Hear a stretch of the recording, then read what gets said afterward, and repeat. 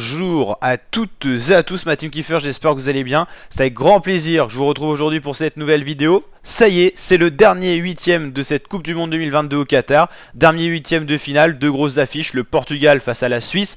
Des grands joueurs dans chacune des équipes, des joueurs d'expérience, Cristiano Ronaldo du côté portugais, mais également Bruno Fernandes.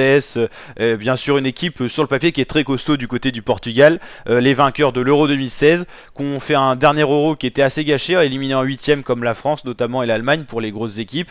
À la dernière Coupe du Monde, c'était pas forcément brillant, éliminé en huitième de finale. Donc là, est-ce qu'ils vont encore se faire éliminer en huitième cette fois par les Suisses? C'est à voir. Les Suisses qui sont capables de battre de grosses nations, ils nous l'ont montré à nous Français en nous éliminant en huitième de finale, en nous poussant aux prolongations et aux pénalty. Les Suisses, la Nati, qui a 22% de chance selon le public de gagner, 51% pour le Portugal et 27% pour le match nul, et donc prolongation, voire potentiellement penalty.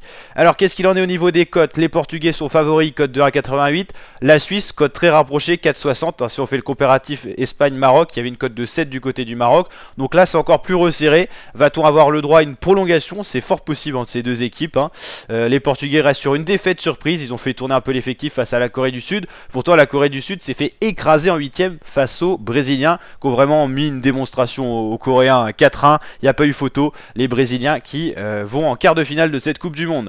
L'équipe du Portugal avait gagné 2-0 l'Uruguay, 3-2 face au Ghana et 4-0 face au Nigeria. Il y avait avant la Coupe du Monde Espagne-Portugal où c'était incliné 1-0. Et pareil, Nigeria, c'était avant la Coupe du Monde. La Nati, ça alterne, victoire 3-2 face au Serbes, mais défaite 1-0 face au Brésil et victoire 1-0 face au Cameroun. Donc voilà, les Suisses qui sont pas forcément en grande confiance. On est à peu près en égalité au niveau des statistiques. Sur les 5 derniers matchs joués, il y en a 3 de gagnés de chaque côté et 2 de perdus de chaque côté. Ça montre que ces deux équipes qui se valent, les Portugais sont quand même un peu plus talentueux sur le papier, qui rejoindra soit le Maroc, soit l'Espagne en quart de finale de la Coupe du Monde. Pour l'instant, comme on l'avait dit dans la dernière vidéo, Maroc-Espagne, tous les gros favoris ont répondu présent en huitième de finale. Les Pays-Bas ont battu les États-Unis, l'Argentine a battu l'Australie, les Croates ont eu raison des Japonais, même s'il a fallu attendre les pénaltys. Les Brésiliens ont vraiment dominé la Corée, tout comme les Français et l'Angleterre ont dominé leurs adversaires respectifs. Normalement, si on suit cette logique-là, l'Espagne et le Portugal devraient passer, vu que c'est quand même les gros favoris. Et à côté, on a les outsiders. Est-ce qu'on aura une surprise en quart de finale, c'est-à-dire soit Maroc, soit Suisse? Ça reste encore possible.